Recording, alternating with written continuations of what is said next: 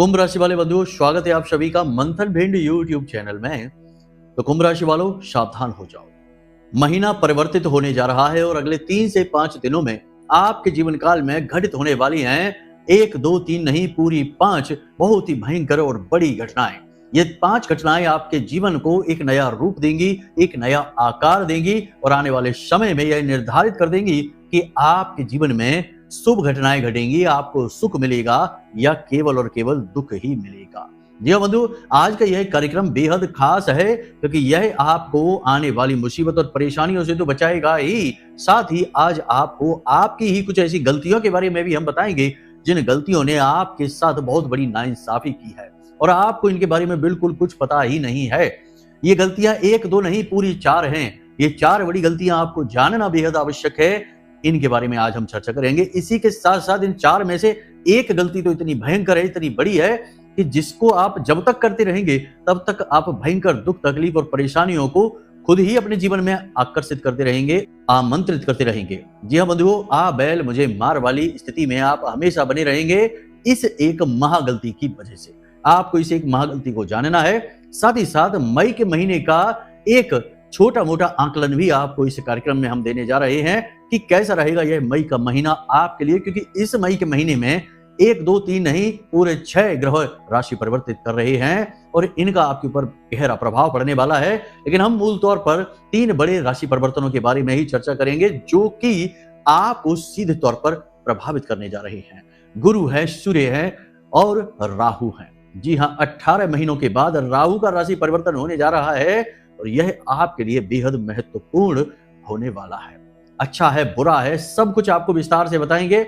और एक खास बात कि मई के महीने में आपको किस तरह से अपने जीवन को प्लान करना है, क्या करना है, क्या नहीं करना है, इसके विषय में छोटी छोटी झलकें भी आपको देंगे। आने वाले कार्यक्रमों में आपको सब कुछ विस्तार से बताने वाले हैं।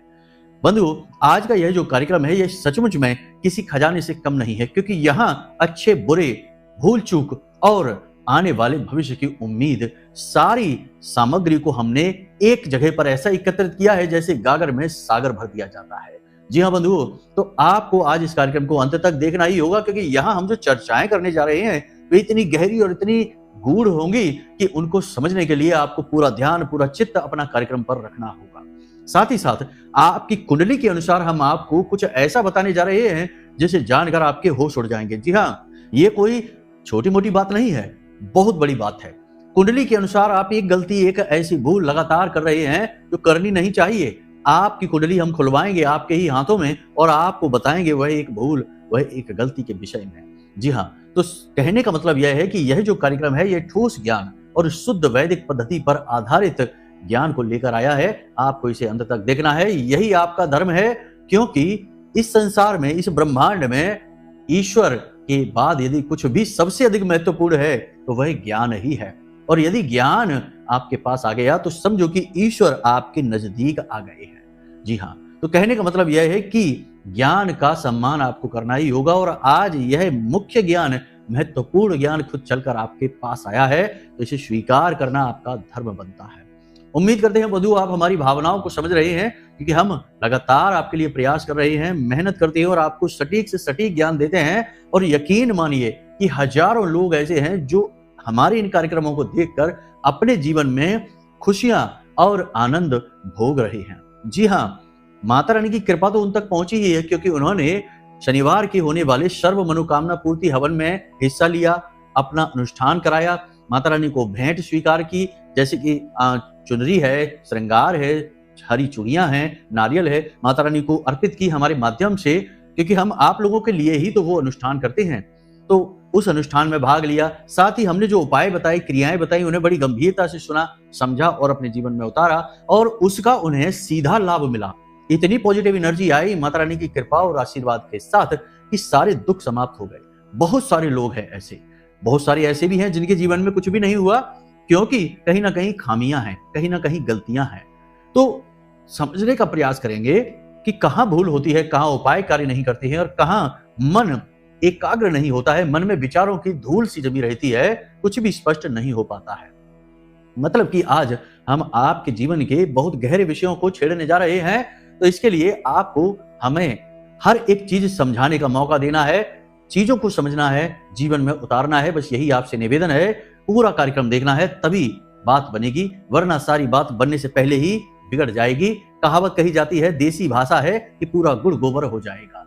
चलिए बंधु, उम्मीद करते हैं कि सारी बातें आप समझ रहे हैं। अब माता रानी को याद करते हुए, प्रेम से जयकारा लगाते हुए कार्यक्रम की शुरुआत करते हैं। प्रेम से बोलिए जय माई की, जय मां भद्रकाली। कमेंट बॉक्स में लिखना है, क्योंकि माता रानी तो आपसे तभी प्रसन्न होंगी। एक बार नहीं, 3 बार लिखना। साथ ही साथ भाव यदि गहरा है तो लिख डालना कि मैं भी माई के परिवार का हिस्सा हूं। हमें देखकर बहुत अच्छा लगता है जब आप ऐसा लिखते हैं, क्योंकि नए बालक, नए सदस्य जो जोड़ दिए माई के परिवार में, हमारी मेहनत सफल होती सी दिखाई देती है। तो चलिए बंधु, अपने मूल विषय को शुरू करते हैं। प्यारे मित्रों, हमारे अत्यंत प्रिय और परम पूज्य अमिताचार्य जी के पास मां बगलामुखी और मां भद्रकाली की साधनाओं का वर्षों का अनुभव है और माता रानी की इनके ऊपर पूर्ण कृपा और सिद्धि है। आचार्य जी ने अपने सटीक कुंडली विश्लेषण और श्रेष्ठतम उपायों के माध्यम से हजारों लोगों के जीवन को खुशियों से भरा है। आचार्य जी का कुंडली विश्लेषण और उपाय करवाने का तरीका इतना अद्भुत है कि जीवन के हर एक दुख और कष्ट का कारण जड़ से ही समाप्त हो जाता है।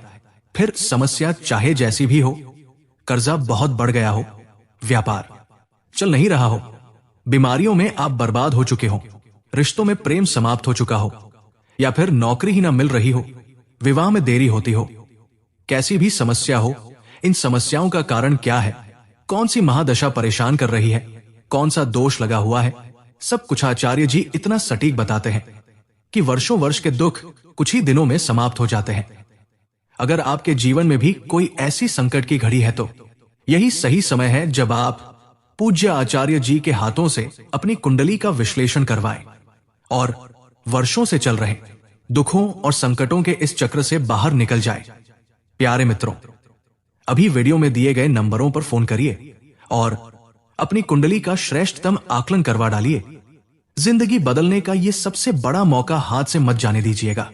जय माई की, महामाई आपका कल्याण करे। सबसे पहले बात करते हैं 5 बड़ी घटनाओं की जो आपके जीवन में महत्वपूर्ण भूमिका निभाने वाले हैं। देखिए बंधु, जो लोग अपने स्वास्थ्य को लेकर लापरवाह हैं, अगले 3 से 5 दिनों में उनको हॉस्पिटल पहुंचने की नौबत आने वाली है। जी हाँ बंधुओं, क्योंकि शनिदेव ने तो अपना नक्षत्र परिवर्तन कर लिया। 28 तारीख को शनिदेव का नक्षत्र परिवर्तन हो गया। इसके बाद अब कुछ तो पॉजिटिव और कुछ तो नेगेटिव स्थितियां बन रही हैं। शनिदेव राहु के साथ बैठे हुए हैं, ये नेगेटिव स्थिति बन रही है। शनिदेव का बल और यहाँ पर बढ़ गया, अपने ही नक्षत्र में शनिदेव पहुंच गए हैं। मंगल अभी नीच के चल रहे हैं, जो कुंडली की ताकत होते हैं, कुंडली की एनर्जी होती है।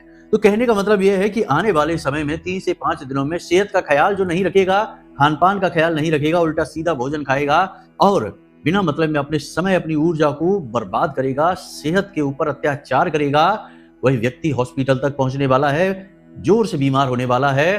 पुरानी कोई बीमारी, कोई एलर्जी उखड़ सकती है। स्वास्थ्य को लेकर बेहद सावधान रहने की आवश्यकता है अगले 3 से 5 दिनों में। अब कुछ लोग यहाँ पर कहेंगे कि गुरुजी, आपका तो जो भविष्यवाणी होती है वह ज्यादातर नेगेटिव होती है, आप डराने का काम करते हैं। तो देखिए बंधु, यदि सत्य देखकर आप डर जाते हैं या सत्य आपको नेगेटिव लगता है तो यह समस्या केवल आपकी नहीं है, आज के समय में सभी की यही समस्या है। यहाँ सत्य सुनना कौन चाहता है? यहाँ तो झूठ, और वो भी चाशनी में लिपटा हुआ, मीठी मीठी बातों में लिपटा हुआ झूठ बड़ा प्यारा लगता है, लोगों को सुनने में आनंद आता है।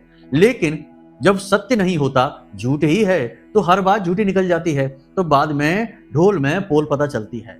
सत्य के साथ यही समस्या है कि यह चाशनी के साथ नहीं आता, रूखा सूखा आता है और कड़वा भी होता है, लेकिन यह बहुत ठोस है और यह अपने आप में ही प्रमाणित होता है।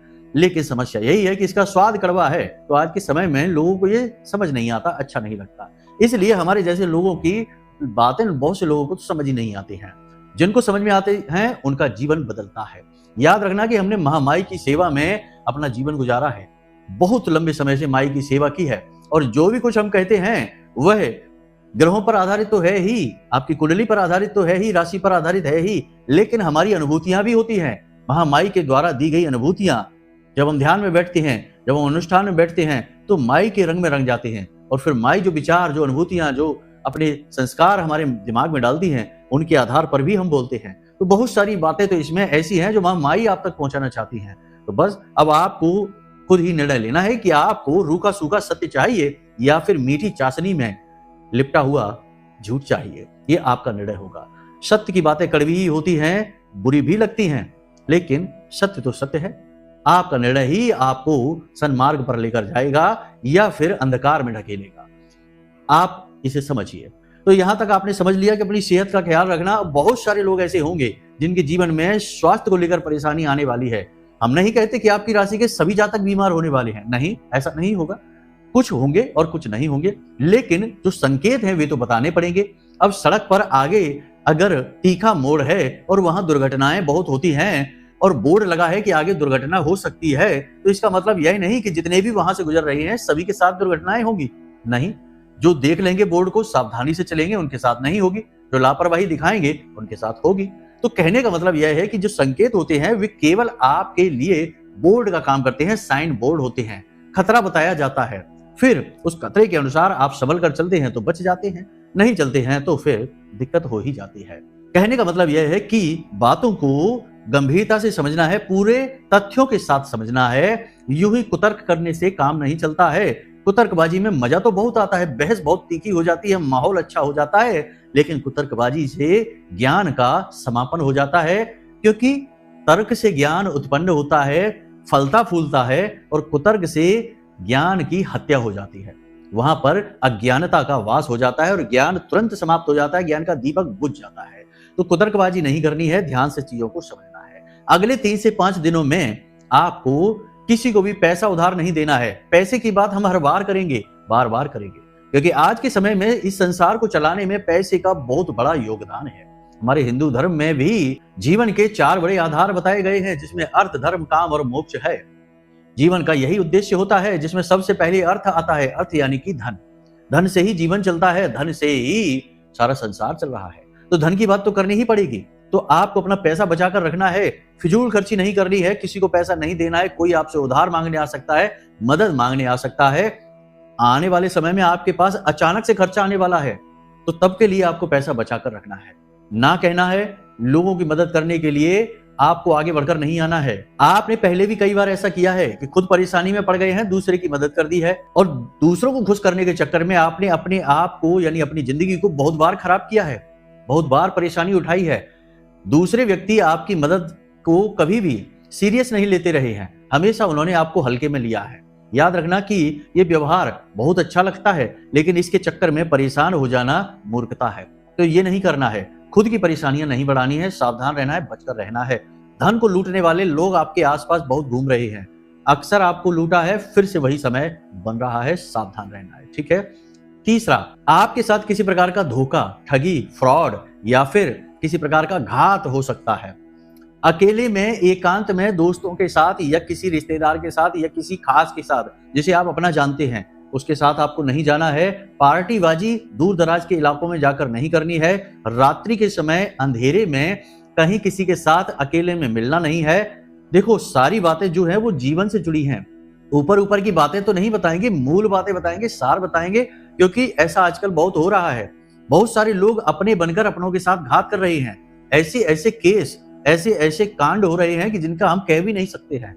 ऐसे ऐसे लोग, और कौन हो रहा है, किसके साथ हो रहा है? अपनों के साथ ही हो रहा है, अपने ही कर रहे हैं। तो समय और काल बहुत खराब है, इसके अनुसार आपको चलना होगा। आप एक भोले भाले इंसान हैं, आप अपने पराये का भेद इतनी अच्छी तरह से नहीं कर पाते हैं, अपनों के द्वारा ही ठगे जाते हैं।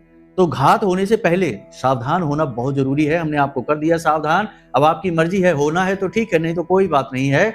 समय तो सब कुछ सिखा ही देता है। तो यहां तक संभल कर चलना है आपको। 3 बातें हमने बता दी हैं। अब 2 बातें पॉजिटिव भी होंगी, ऐसा नहीं कि सारी घटनाएं नेगेटिव ही होने वाली हैं। पॉजिटिव और नेगेटिव यानी कि सफेद और काला का मेल चलता है, जैसे कि जहां धूप होती है वहां छाया भी होती है, दोनों चीजें एक साथ होती हैं। तो आपको हम 2 अच्छी घटनाओं के विषय में भी बताने जा रहे हैं। जैसे ही ग्रहों का परिवर्तन होना शुरू होगा, यानी कि मई के महीने की शुरुआत से ही 5 से 7 तारीख के बाद से ही आपकी एनर्जी पॉजिटिव होनी शुरू हो जाएगी। आपका मनोबल बढ़ना शुरू हो जाएगा। शरीर में जो भारीपन, थकान, नकारात्मकता छाई रहती है वह पॉजिटिव होनी शुरू हो जाएगी, कम होनी शुरू हो जाएगी। कहने का मतलब यह है कि आपका आत्मबल, आत्मविश्वास और शारीरिक ऊर्जा बढ़ेगी। आप पॉजिटिव होने लगेंगे, आपके विचार शुद्ध होने लगेंगे। और जैसे ही सूर्य का परिवर्तन, गुरु का परिवर्तन होगा 14 और 15 मई को, उसके बाद आपको इसका बहुत लाभ मिलेगा। मतलब कि आपके अंदर ज्ञान, और आत्मसम्मान और आत्मविश्वास की वृद्धि होने लगेगी। लेकिन यह होगा मई के महीने के मध्य के आसपास, पहले नहीं, शुरुआत में नहीं। तो शुरुआत में हमने तभी आपसे कहा कि संभल कर रहने की जरूरत रहेगी। तो ये जो 5 घटनाएं हैं ये हमने बताई हैं, 3 घटनाएं नकारात्मक बताई हैं, ये 5 से 7 दिनों की ही हैं। उसके बाद फिर पॉजिटिव एनर्जी आनी शुरू होगी धीरे धीरे से, ठीक है। इसी के साथ साथ आपके मन में धार्मिकता का भाव उत्पन्न होगा, धर्म के प्रति रुझान बढ़ेगा। कोई व्यक्ति, कोई गुरु, कोई आपका मित्र या रिश्तेदार या आपका जो शुभ चिंतक है, अपना है, वह आपको किसी धार्मिक स्थान तक लेकर जाएगा, किसी पूजा पाठ के विषय में बताएगा, धर्म कर्म के कार्य की ओर आपको प्रेरित करेगा। आपका धन, आपका जो कहते हैं मेहनत है, आपका जो ध्यान है वह धर्म की ओर जाएगा। आप किसी धार्मिक अनुष्ठान में भाग ले सकते हैं, आप स्वयं भी धार्मिक अनुष्ठान कर सकते हैं, किसी पूजा पाठ या सत्संग में शामिल हो सकते हैं। कहने का मतलब यह है कि आने वाले 5 से 7 दिनों में आप भगवान के नजदीक जाएंगे, जो कि बहुत ही अच्छी बात है। आपकी राशि के लिए एक विशेष बात, एक सूत्र आपको दिए देते हैं कि आपकी सफलता का मार्ग मंदिर की रास्ते पर ही है। कहने का मतलब यह है कि जब आप मंदिर जाएंगे तो उसके बाद आपकी सफलता मिलेगी।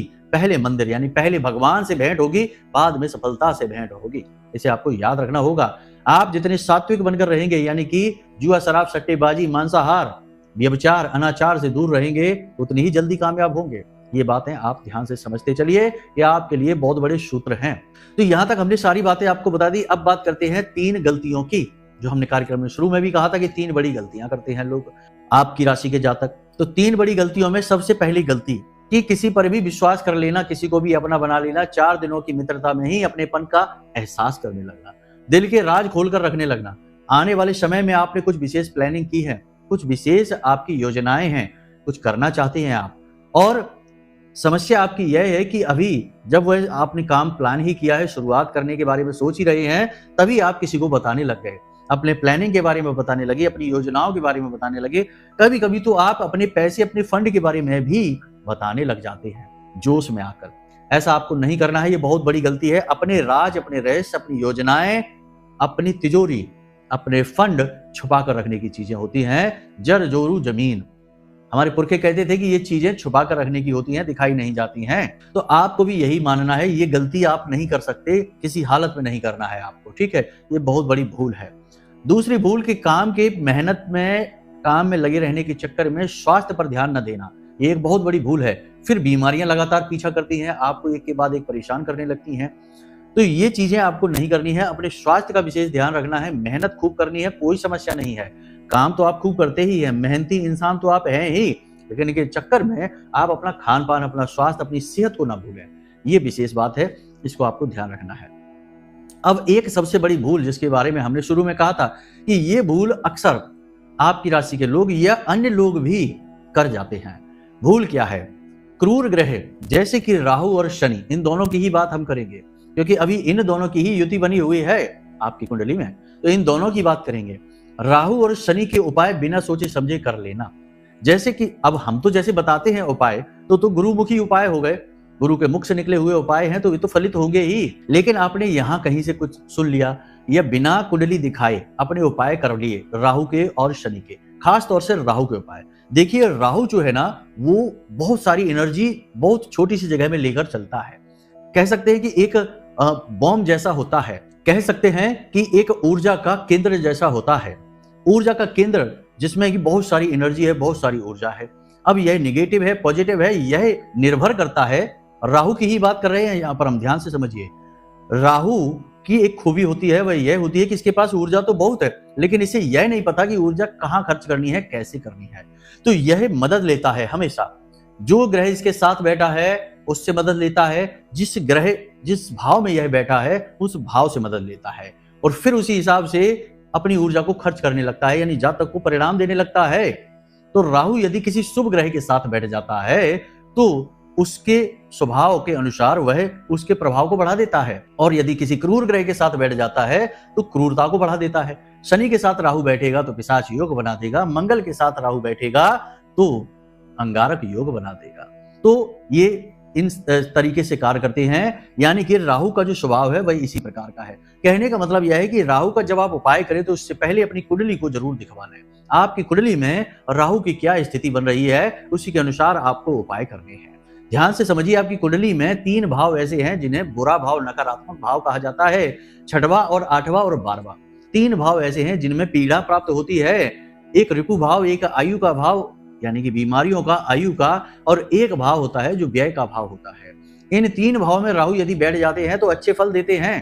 कारण इसका यह होता है कि इस भाव की एनर्जी को दबा देते हैं तो शुभ फलकारी हो जाते हैं। लेकिन यदि अच्छे भाव में राहु बैठ जाते हैं, जैसे कि लग्न में बैठ जाते हैं, या द्वितीय भाव में बैठ जाते हैं, या सप्तम में बैठ जाते हैं, दशम में बैठ जाते हैं, तो राहु के फल नकारात्मक होने लग जाते हैं। अब इसमें भी सोचने वाली बात यह है कि आपकी कुंडली में कुछ भाव जिन्हें उपचय भाव कहा जाता है, जैसे 3, 6, 10 और 11, ये कुंडली के भाव ऐसे हैं जिन्हें उपचय भाव कहा जाता है। यहाँ यदि राहु बैठे हैं तो ये शुरू में, उम्र की शुरुआत में पीड़ा पहुंचाते हैं, कष्ट पहुंचाते हैं, लेकिन 30 से 35 वर्ष के बाद ये शुभ फल देने शुरू कर देते हैं।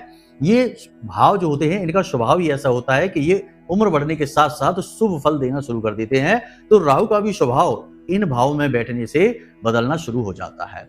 तो अब बात यह है कि आप राहु का उपाय कब करें।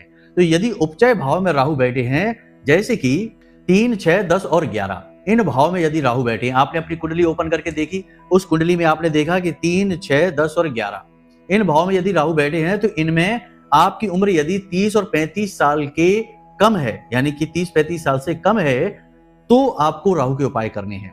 लेकिन यदि आपकी उम्र 30-35 साल के बाद यानी ऊपर निकल गई है, तो आपको राहु के उपाय करने की आवश्यकता नहीं है। राहु अपने आप पॉजिटिव होता चला जाएगा। ये इन भावों का स्वभाव है, ठीक है।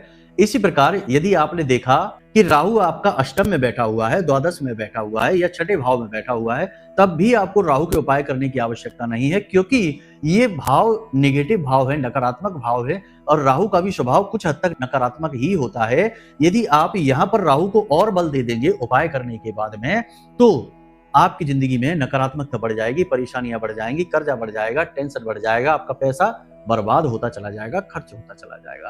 तो ऐसे में इनका उपाय आपको इन भाव में यदि राहु है तो नहीं करना है। तो फिर किन भाव में राहु है तब आपको उपाय करना है। ध्यान से समझिए, पहला भाव, दूसरा भाव, यानी आपका जो स्व भाव जिसे तनु भाव कहा जाता है, और धन भाव, इन दोनों भाव में राहु बैठे हैं तो उपाय करिए। सप्तम में राहु बैठा है तो उपाय करिए। नवम में राहु बैठा है तो उपाय करिए। पंचम में राहु बैठा है, चतुर्थ में भाव में राहु बैठा है तो उपाय करिए। ये उपाय आपको बहुत फलित होंगे।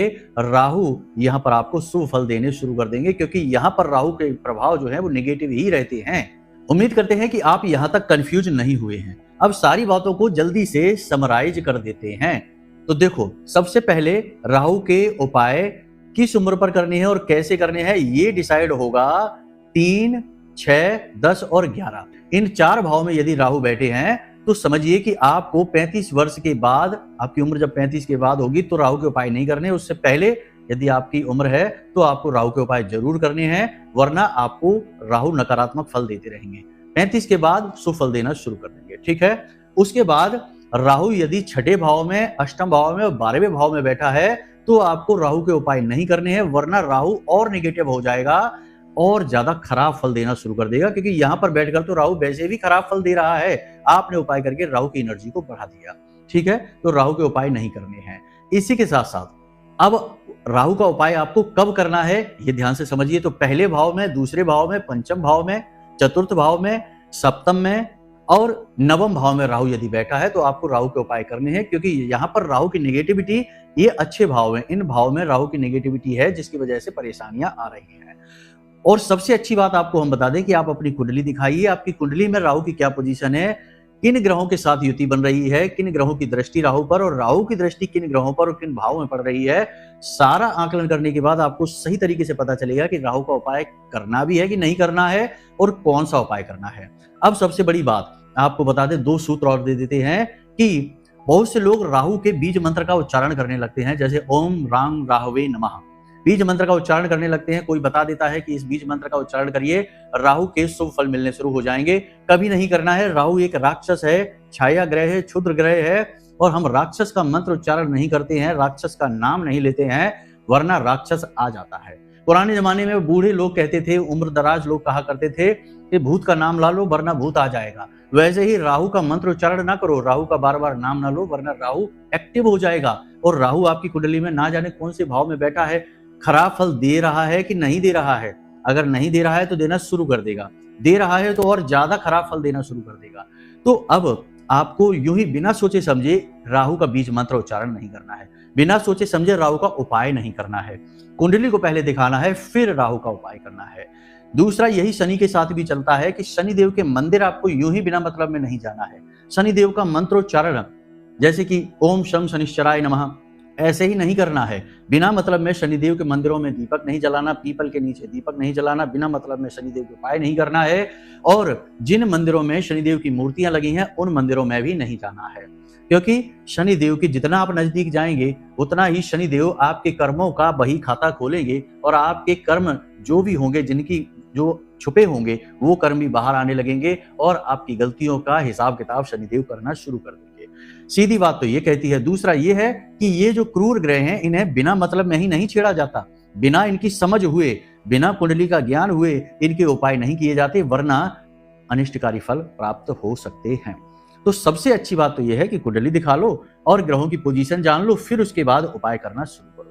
यदि नहीं जानते हैं तो हम आपको प्रतिदिन कार्यक्रमों में कुछ ना कुछ कुंडली के विषय में बताते ही हैं।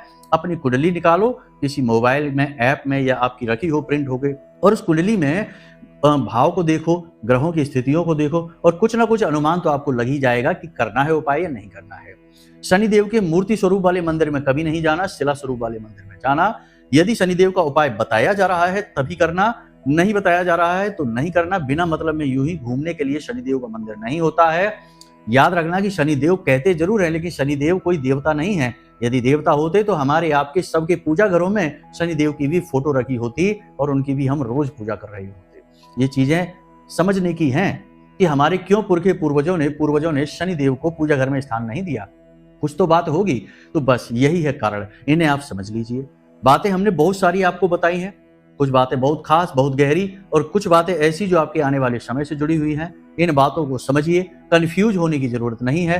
हो सकता है कि कुछ बातें ऐसी हों जो मिली जुली सी हों, जैसे हमने उपचय भाव की बात कह दी, खराब भाव की बात कह दी, छठा भाव उसी में आ जाता है, उपचय भी होता है, खराब भी होता है। 36 वर्ष के साथ 35 वर्ष के बाद ये भी अच्छे फल देना शुरू कर देता है। तो कंफ्यूज नहीं होना है। आप एस्ट्रोलॉजर नहीं हैं, आप सिर्फ सामान्य व्यक्ति हैं। अपनी कुंडली को सामान्य नजरिए से ही देखिए।